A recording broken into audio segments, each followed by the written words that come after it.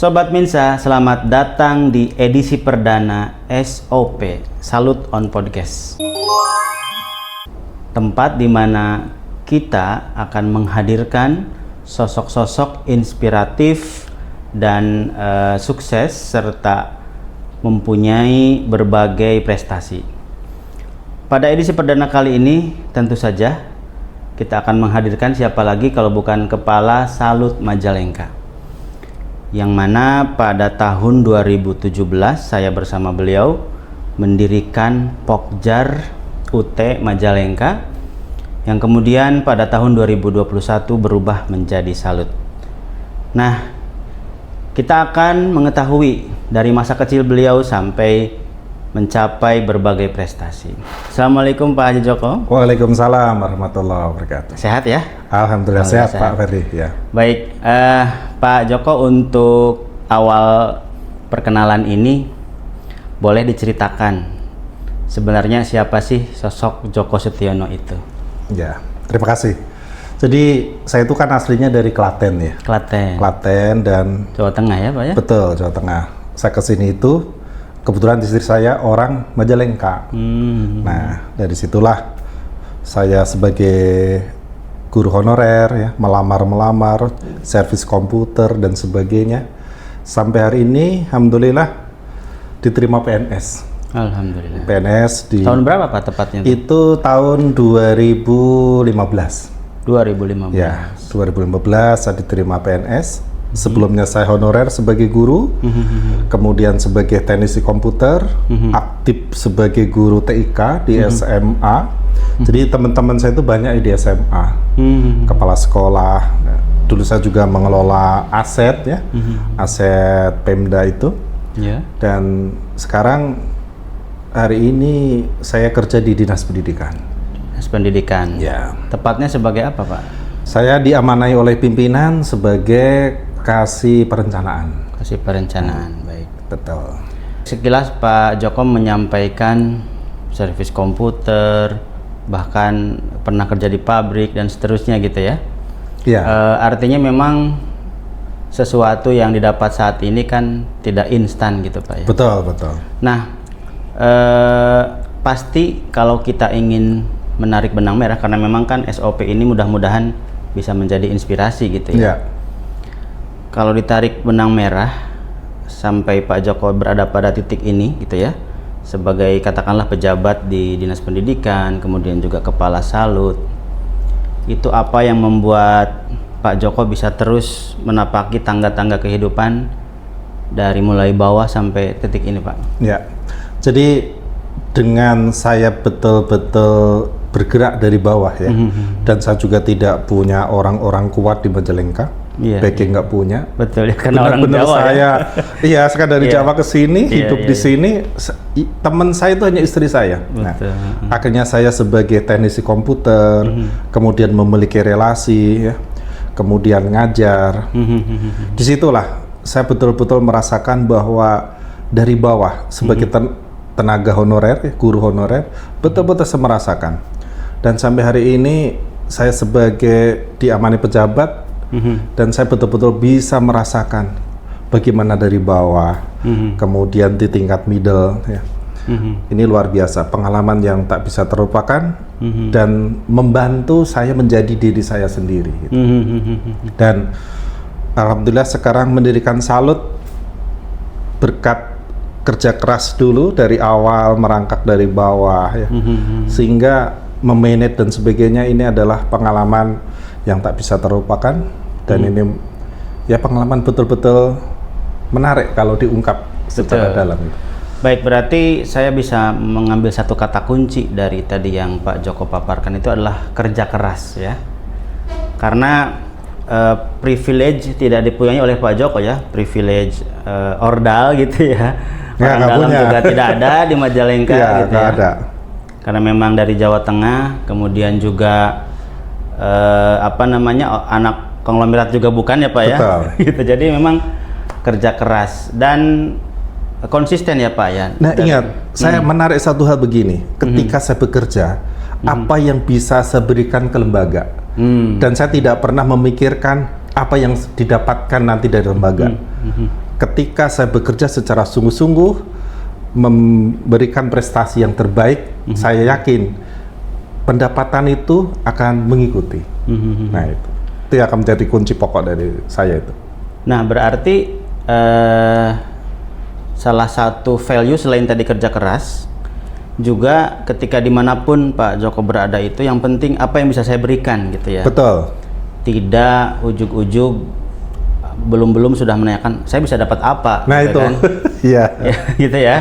Betul. Karena katanya Sobat Minsa banyak yang bilang bahwa karakter generasi Z itu ya, katanya belum apa-apa sudah nanya saya dapat apa, gaji saya berapa gitu ya. Tapi tentu tidak semuanya saya yakin. Bahkan mahasiswa Lut itu nggak kayak gitulah ya gitu ya.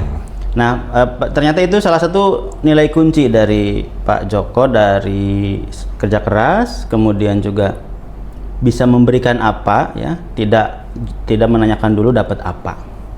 Mungkin ada satu lagi Pak yang bisa ditarik benang merahnya dari bawah sampai titik ini. Saya teringat orang tua saya itu kan tukang kayu ya, tukang kayu. Orang tua saya itu berpesan, kamu nanti jangan susah seperti bapak. Kamu harus lebih berhasil dari bapak. Nah, sejak itu saya berpikir, ini bapak memberikan ultimatum atau apa ya? Dan saya berpikir, bagaimana kehidupan ini biar lebih enak, biar lebih mudah. Dan saya menemukan di situ, saya harus memiliki wawasan yang luas. Ya, tidak cukup saya hanya skill saja. Nah, disitulah saya dari STM melanjutkan ke D3, melanjutkan S1, melanjutkan ke S2, dan bahkan sekarang sedang menempuh S3. Nah S2 itu sudah PNS belum Pak waktu belum itu? Nah itu ya, saya S2 belum PNS. Jadi nggak nunggu dulu PNS gitu tidak, ya, baru kuliah gitu ya.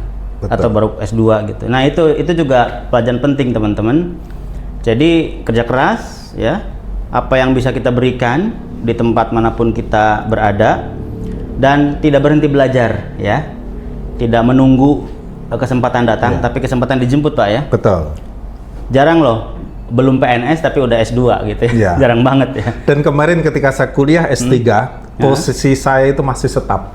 Nah, masih setap. Jadi belum kasih ya, belum. Saya masih setap dan saya menginginkan saya bisa melihat sesuatu, tetapi saya rumit untuk membreakdown, untuk memetakan.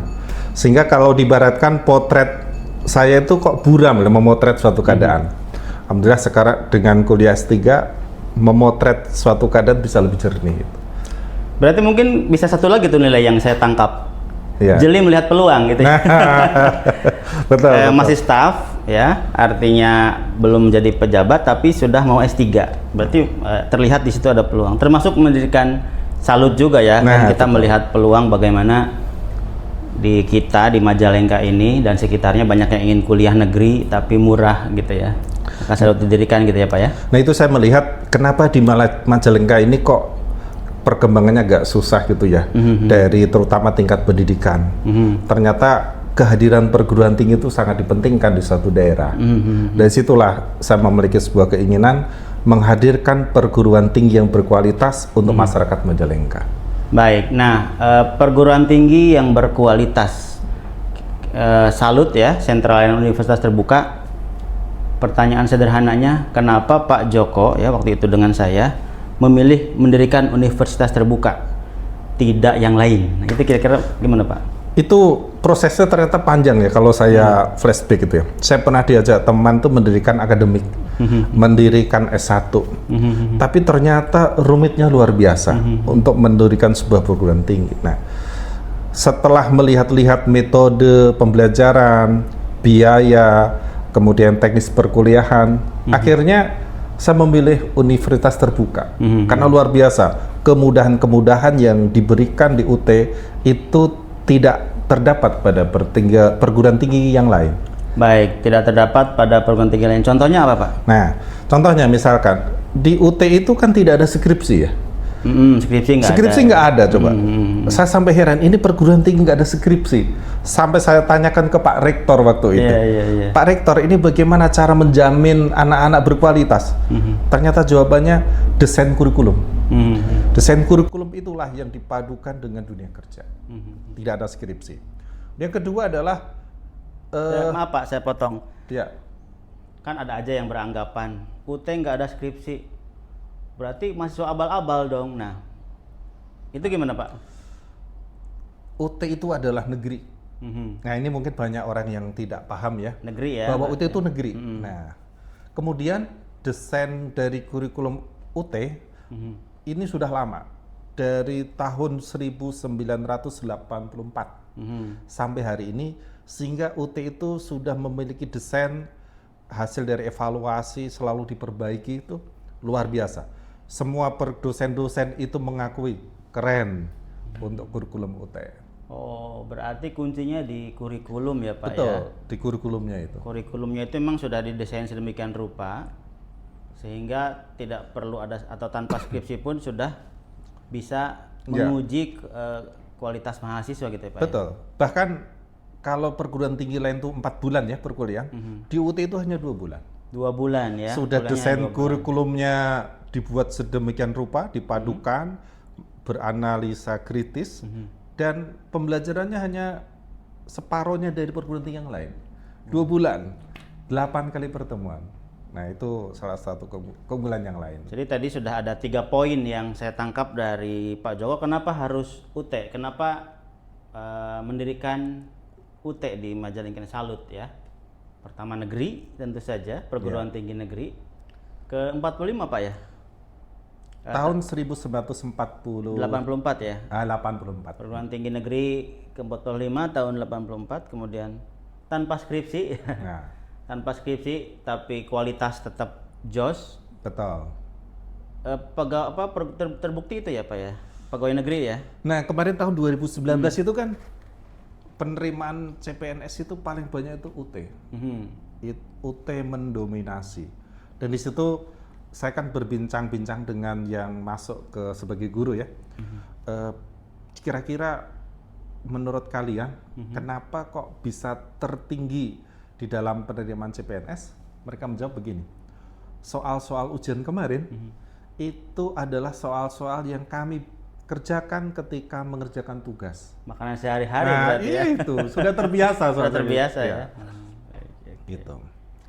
Jadi yang pertama negeri, yang kedua tanpa skripsi, yang ketiga tadi kuliahnya cuma 2 bulan ya. 2 bulan. Ya. Kalau perguruan tinggi konvensional atau yang bukan jarak jauh itu 4 bulan ya, atau 16 minggu. Yang keempat apa kira-kira? Ada lagi yang menarik. Kemarin itu saya tanya kepada anak-anak, kenapa kamu nggak kuliah? Ya Pak, kan kuliah itu mahal Pak. Kamu kerja di mana? Sementara saya kerja di pabrik Pak. Gajimu berapa? Ada yang UMR 2 jutaan. Kan nggak cukup Pak kalau untuk kuliah. Nah, setelah saya pecah di breakdown ke dalam 1 semester ya, biaya di UT itu 1.800.000 dibagi 6. Itu ternyata hanya ketemu 300.000 per bulan. 300.000 per bulan bisa nyisihkan, dia bisa kuliah di UT loh itu. Sehari berarti cuma berapa? 10.000. 10.000 ya. Kalau dibagi 30, 10.000 itu. Rokok berapa sekarang per bungkus? Nah itu. Lebih murah ya dari ini rokok. Yang banyak tidak dimengerti ya.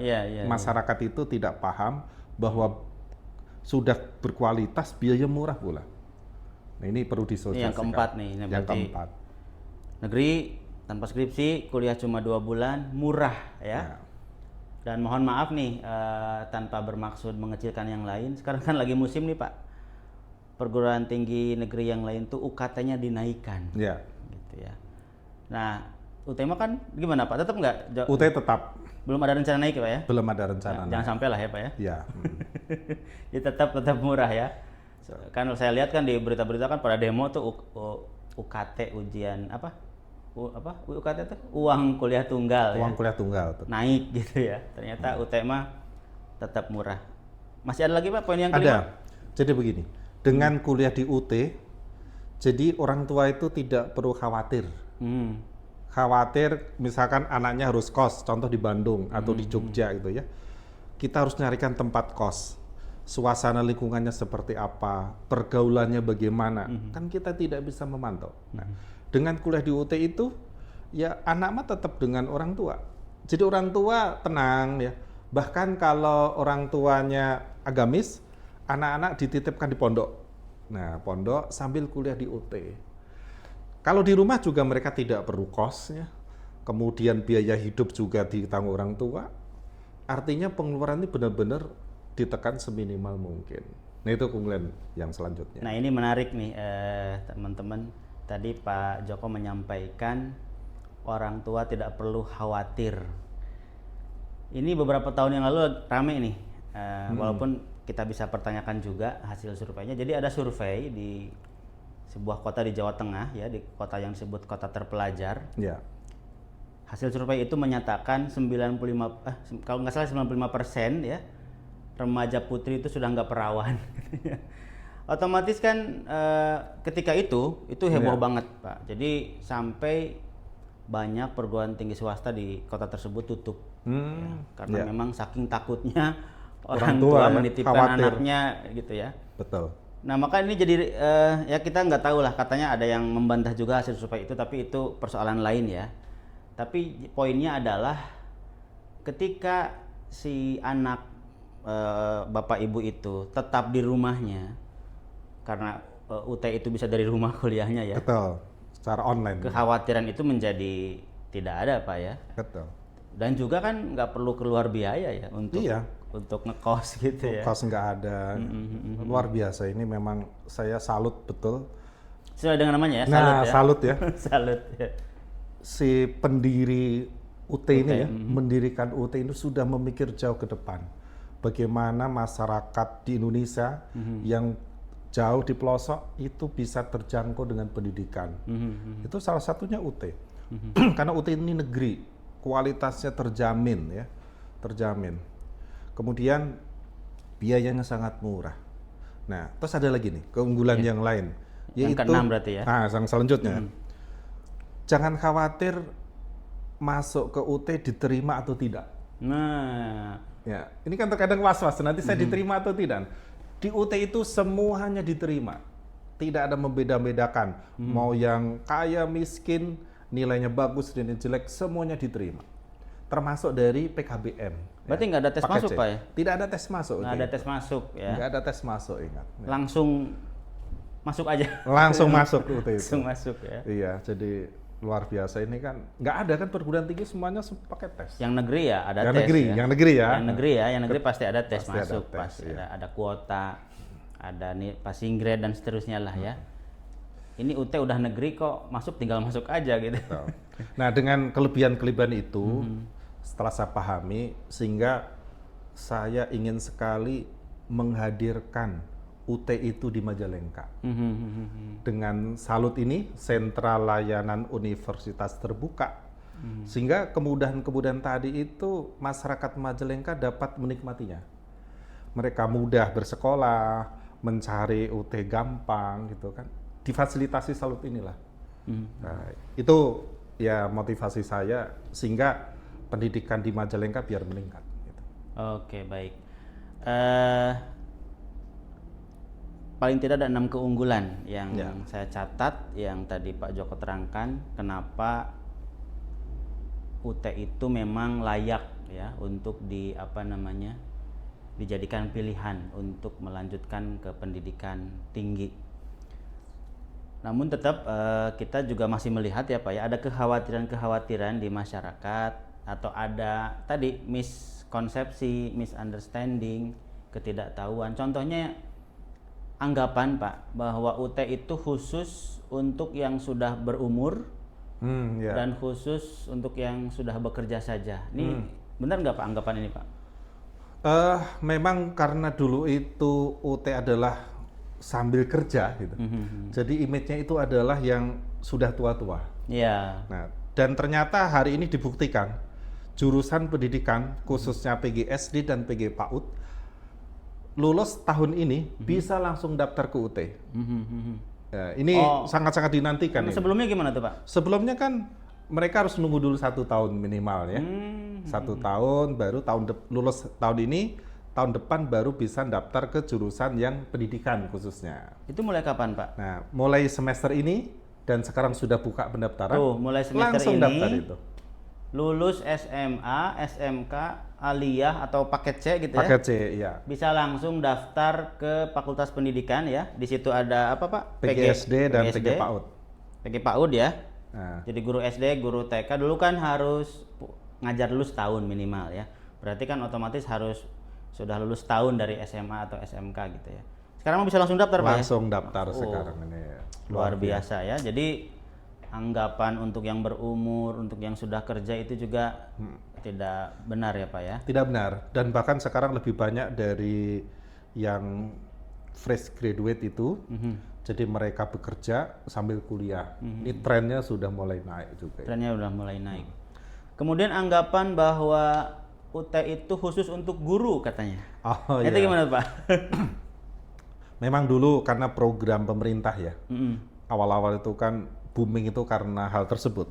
Jadi ada di 2 pendidikan guru, sehingga image di masyarakat untuk guru UT itu. Nah, seiring berkembangnya waktu, ternyata tren yang selain guru itu lebih banyak hari ini. Dibuktikan di Salut ini, itu 60% malah jurusan non keguruan. 60% sekarang udah bukan lagi jurusan pendidikan. Jadi bukan calon guru ya? Iya, betul. Ada berapa, Pak, jurusan di kita tuh? 34 ya. 34 jurusan, dan itu semuanya hampir ada. Paling banyak itu di manajemen itu ya, di manajemen itu. Malah bukan di guru ya? Malah bukan di guru saat sekarang ya. Jadi memang anggapan bahwa UT khusus guru itu sudah tidak tepat lagi ya, betul. Pak ya? Oke. Nah, kemudian anggapan bahwa ya karena kuliahnya bisa online gitu ya, Pak ya? Ya. Kemudian juga tadi nggak ada skripsi. Anggapan bahwa lulusannya tidak bisa melamar kerja atau tidak diakui oleh perusahaan dan sebagainya. Ini gimana, Pak, anggapan seperti ini, Pak? Nah, ini kemarin saya ketemu teman-teman di notaris ya. Mereka bahkan begini, banyak sekali karyawan di notaris ini yang sekarang sedang kuliah di UT. Oh, ya, iya. Notaris, kemudian di lawyer. Mereka pada ngambil hukum. Ada S1 hukum di kita. S1 hukum di ada. Ini meningkat. Kemudian di pemerintahan desa juga, alhamdulillah sudah mulai meningkat. Kebanyakan di desa itu lulusan SMA, dan di UT ada program khusus S1 ilmu pemerintahan. Nah, mereka pada berbondong-bondong masuk ke UT itu. Dan lulusannya diakui berarti, Pak ya? Diakui. Di UT itu negeri ya, negeri. Kalau disandingkan dengan apa ijazahnya itu, ya negeri, sama-sama negeri gitu. Ya namanya juga negeri ya. Iya, negeri sudah tidak perlu diragukan lagi gitu. Negeri kan yang bikin pemerintah ya. Iya, pemerintah. Masa pemerintah nggak mengakui lulusannya gitu ya. Kemarin menarik waktu verifikasi itu yang diterima apa itu PNS ya. Ketika melihat dari mana UT, sudah itu langsung diloloskan itu. Langsung diloloskan. Nggak ditanya-tanya lagi kuliahnya bagaimana itu. Jadi teman-teman di BKPSDM juga, UT sudah clear, nggak ada masalah. Udah nggak usah ditanya lagi ya, gitu ya. Betul. Kuliahnya kayak gimana dan seterusnya nggak usah lah gitu ya. Sudah mereka sudah tahu gitu ya. Kemudian ke perusahaan-perusahaan juga tadi ya, seperti notaris dan seterusnya, pabrik, itu juga sudah nggak ada masalah, Pak ya. Dan bahkan cerita di sekolah ya, itu beberapa kepala sekolah menyampaikan ucapan terima kasih ke saya bahwa yang kuliah di UT dan mereka kerja di sekolah sebagai operator, kepala sekolah mengucapkan terima kasih atas dedikasinya mendidik anak-anak, sehingga mereka ini yang banyak memegang pekerjaan di sekolah, ngurusi data, ngurusi laporan. Jadi ketika anak-anak UT itu dikasih pekerjaan selalu beres. Selalu beres itu. Jadi kepala sekolah itu sangat senang gitu. Ini menarik itu. Dan perubahan itu terjadi setelah mereka kuliah di UT. Betul. Setelah mereka berkuliah di UT, nah disinilah terjawab penasaran saya. Kenapa yang kuliahnya hanya 2 bulan tidak ada skripsi, kok bisa kompeten gitu? Ternyata betul-betul dibuktikan hasil lulusan itu berkualitas. Karena tadi kembali bahwa kurikulumnya didesain sedemikian rupa, ya. Modul-modulnya juga ya, sudah dirancang sedemikian rupa, karena kan kuliah di UT dapat buku, dapat modul Pak ya. Betul. Dan semuanya itu gratis itu, tidak perlu biaya lagi itu. Jadi tadi dengan biaya kurang lebih 2 jutaan satu semester itu, udah nggak perlu beli buku lagi Pak ya? Nggak perlu beli buku lagi. Motokopi nggak usah? Motokopi nggak ada. Nggak usah ya? Semuanya sudah digital sistemnya gitu ya, UT itu. Iya. Jadi nggak ada biaya di belakang lah ya. Jadi itu tuh bukan gimmick Sobat Minsa ya. Jadi 2 juta tapi nanti ada biaya A, B, C, tidak ya. Jadi nggak ada biaya lain-lain lagi. Ujian bayar nggak Pak? Ujian nggak bayar juga. Udah nggak bayar lagi nggak ya? bayar lagi, SKS? SKS nggak bayar. Nggak ya? Semuanya sudah full. Sudah termasuk biaya itu ya? Namanya juga ya? Ada menarik lagi nih kemarin. Ada yang mau menjadi TKI atau TKW. TKW. Nah, ini UT ternyata bisa memfasilitasi. Oh. Jika teman-teman semua mau pergi ke luar negeri gitu ya. Nah, jangan sampai pendidikannya terganggu. Kami Salut Majalengka siap membantu. Walaupun nanti mereka keluar negeri, tetap kuliah di UT. Bagaimana ujiannya? Mereka tetap di sana nanti, tidak perlu ke Indonesia. Semuanya nanti akan kita bantu di Salut Majalengka ini, sehingga mereka bekerja di luar negeri tenang, mendapatkan penghasilan, dan sambil kuliah. Sehingga pulang ke Indonesia itu, pendidikannya sudah meningkat. Ini salah satu kelebihan. Keren banget ya. Iya. Jadi sebenarnya kalau orang yang masih ragu itu untuk kuliah di UT itu belum tahu aja ya. Iya, mereka belum tahu UT itu seperti belum apa. Belum tahu kelebihannya apa gitu ya. Dan mungkin masih ada stigma-stigma yang sesungguhnya tidak benar gitu ya. Oke, baik Pak. Jadi sesungguhnya luar biasa kelebihan UT itu yang sudah tadi dijelaskan panjang lebar. Nah, sekarang kuliah di UT melalui Salut Majalengka. Kita akan coba bahas atau elaborasi itu Pak. Pertanyaannya kenapa ya teman-teman yang menyaksikan ini kalau kuliah di UT itu harus gabung di Salut Majalengka Pak? Nah, jadi kan Salut ini adalah sentra layanan universitas terbuka. Ketika belajar mandiri, yang menjadi masalah utama itu adalah semangat. Semangat. Motivasi, semangat iya, gitu ya. Jadi seperti nggak punya teman gitu kan. Sendiri, belajar sendiri. Karena online tadi ya? Karena online tadi. Nah. Kemudian ketika mengerjakan tugas contoh ya, ini kan karena berbasis sistem, jadi kita harus sering melototi sistem. Bisa jadi kelewat dan sebagainya. Nah, disinilah Salut menyelesaikan masalah-masalah kekhawatiran tersebut. Kami tim ini kan selalu mengingatkan saatnya mengumpulin tugas. Ya. Kemudian ketika mereka kesulitan mengerjakan, kami fasilitasi tempat di Salut ini, mau diskusi bisa. Tempatnya ber-AC, ada internetnya, nggak punya laptop, kami siapkan laptopnya. Nah, disinilah.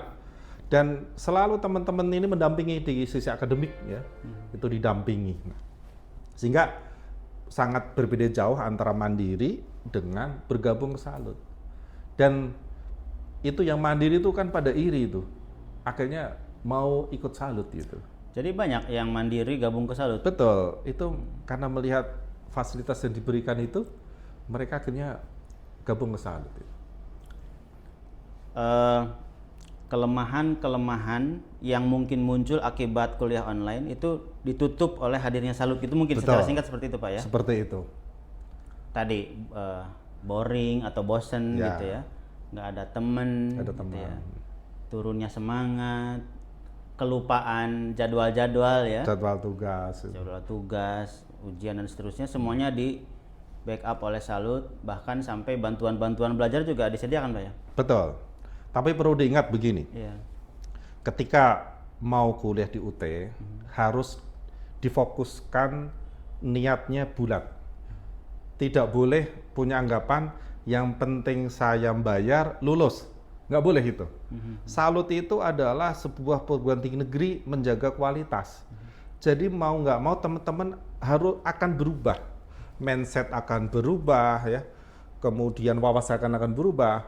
Bagaimana caranya? Niat belajar. Tidak boleh yang penting lulus, nggak boleh. Jangan di UT kalau seperti itu, ya jangan di UT. Kami tidak memberikan peluang, Pak saya bayar sekian yang penting lulus, nggak bisa. Harus belajar. Karena disinilah kalian itu akan dirubah mindsetnya. Jadi mau nggak mau harus belajar. Nah, ini penting itu.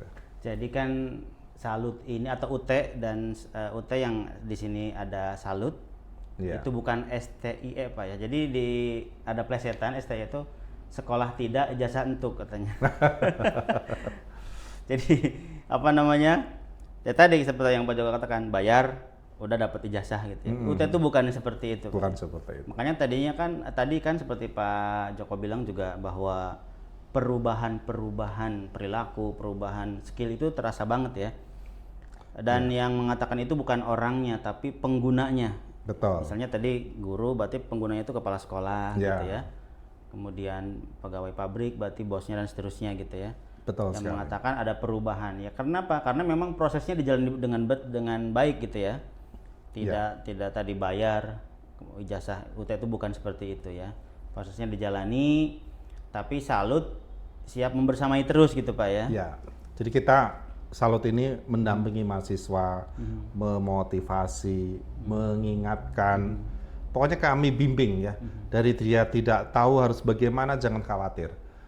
Kami sudah siapkan tim sehingga nanti Bapak Ibu, anak-anak itu kalian akan tenang lah kuliah di UT itu ya. Seperti itu. Iya, berarti yang dari Pak Joko sampaikan itu dibimbing, dibersamai, kemudian diingatkan. Nah, selain itu apalagi kelebihan gabung ke Salut Majalengka ini, Pak? Itu ujian. Saya ada cerita menarik itu adalah kemarin dari tim Indosat. Dia itu pindah-pindah.